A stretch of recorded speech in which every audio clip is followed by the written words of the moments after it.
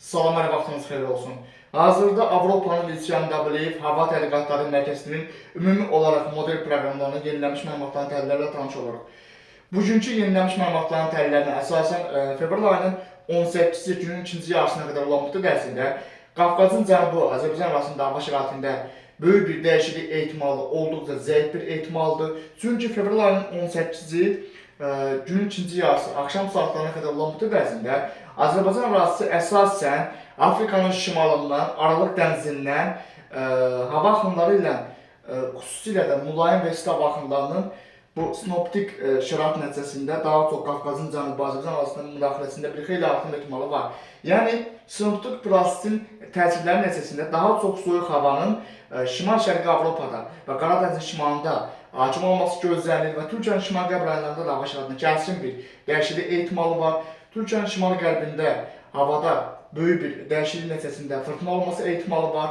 Lakin bu ekstratropik siklon sisteminin sağ qolunun daha çox Qafqazın cənubu Azərbaycan arasından keçməsi nəticəsində, yəni isti dalğaların daha təsirli olması gözlənilir. Bu da xüsusilə də Qafqazın cənubu Azərbaycan arasında hava şəraitində fevral ayının 18-ci axşam saatlarına qədər olan müddət ərzində böyük bir dəyişiklik ehtimalını bir xeyli zəif edir.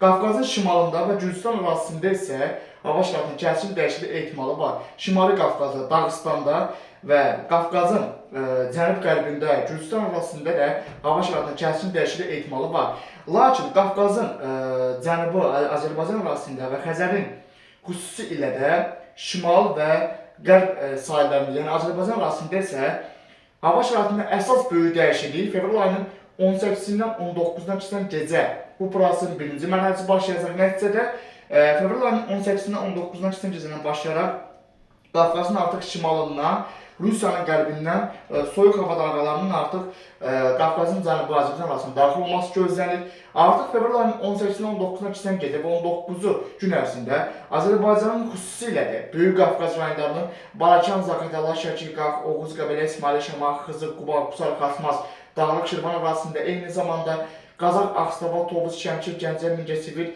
Gölcük, Gölcük ərazisində və eyni zamanda Naxçıvanın Sədrək, Ordubad, Şahbuz ərazilərində, Culfada və Cəlilabad, Masallı, Lənkəran, Aşağı Yarımlı və Lerik ərazilərində fevral ayının 18-dən 19-da keçən gecə və 19 fevral gün ərzində hava şəraitində qısa müddət ərzində kəskin dəyişiklik gözlənilir.